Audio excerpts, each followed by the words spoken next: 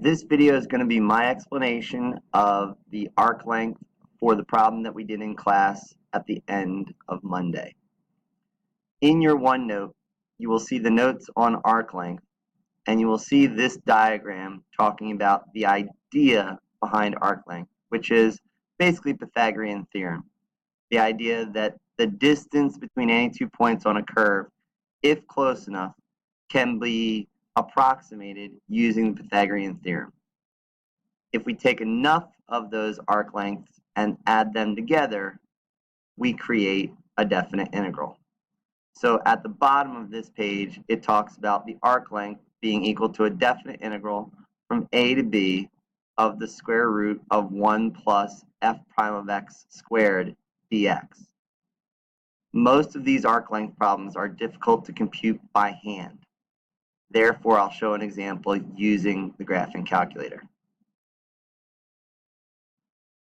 From the end of class on Monday, we had figured out the equation of the arc being 4 minus x squared and the domain being from -2 to +2. Therefore, the length of the arc would be set up as a definite integral from -2 to +2 of the square root of 1 plus the derivative of f prime of x, which is -2x quantity squared. Some people may think that an integration by substitution will help. It does not. So you can see here what we tried to do and ultimately the idea that it will not work. So when I have this definite integral of the integral from -2 to 2 of the square root of 1 plus 4x squared, I have to go to my calculator to compute it. So that's what I'll do. If I go to math, option 9, and I put in my lower limit of -2, my upper limit of +2, and then I enter the square root of 1 plus 4x squared dx,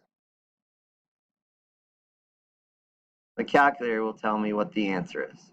And so I have 9.29 rounded to the third decimal place is 9.294. Most of the problems that we do in this section will have to be done using the graphing calculator.